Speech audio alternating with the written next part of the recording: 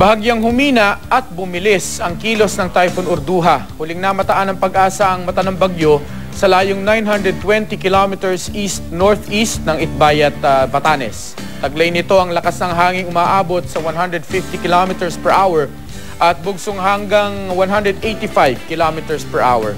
Kumikilos ito pa west-northwest sa bilis na 15 kilometers per hour. Sa taya ng ahensya, inaasahang lalabas ng Philippine Area of Responsibility ang Typhoon Orduha mamayang gabi. Sa track ng Weather Central, sunod nitong tutumbukin ang Southern Islands ng Japan. Wala itong inaasahang epekto sa ating panahon. Pero paiigtingin nito ang amihan na magdadala ng mahigit 5 metrong taas ng alon sa seaboards ng Northern Luzon hanggang sa Eastern seaboards ng Central at Southern Luzon. Sa mga gumagamit ng maliliit na bangka, iwasan munang maglayag sa mga naturang baybayin. May dala ring kalat-kalat at may hinang ulan ang amihan lalo na sa Hilagang Luzon.